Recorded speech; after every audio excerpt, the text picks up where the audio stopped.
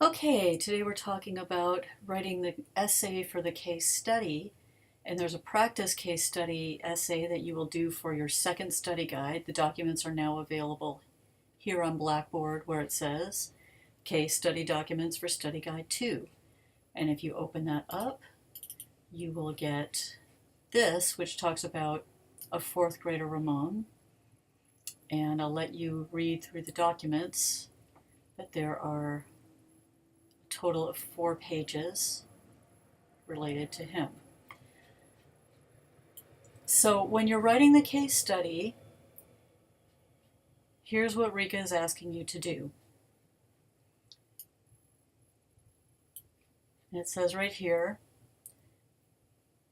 you've improved from the documents, identify 3 reading issues that you see in his data, determine 2 strategies that you will use to address his issues, and explain how each strategy will support his literacy development. So what I recommend you do is use something like this. In fact, I can post this if you want, which will help you map out your essay. So the first thing you need to do is look through the documents and identify 3 reading issues. Now typically we have asked you to identify 2 needs and a strength. However, RICA doesn't specify that. They're just saying identify 3 things. So if you are looking at the documents and decide that this kid is really gifted, maybe there are 3 reading strengths that you're going to address. Typically, I find it easier to write an essay in support of a weakness. If it's already a strength, it's a little harder. However, I know of one time when the exam was given and it was a very, very strong reader, so our students had to come up with what they would do to bring that reader to the next level. So regardless, looking through the documents, find 3 reading issues, and then you need to give evidence. Where did you find proof that that's a need? Now, ideally, we want to look for proof from 2 different documents if possible, because we don't want to just pick some little tiny thing that maybe the kid made a mistake one time and would never do again, but we want to look for sort of overwhelming evidence that this is indeed a need.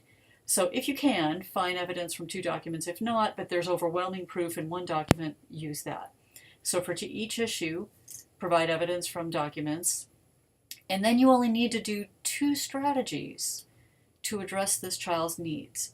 Ideally, one strategy might address 2 issues, and a separate strategy might address the 3rd issue. For example, let's say one of the issues is lack of motivation, and another issue is reading comprehension. You may do something like literature circles, which are both motivating and will support comprehension, so that would address those 2 issues. And then let's say the child having an issue with spelling or some kind of grammar thing, you might have a separate strategy that we learned in 462 to address that. So once you've come up with your 2 strategies, then you're going to explain how will your strategies be effective, not just for this particular thing, but helping the child become a better reader, a stronger student overall.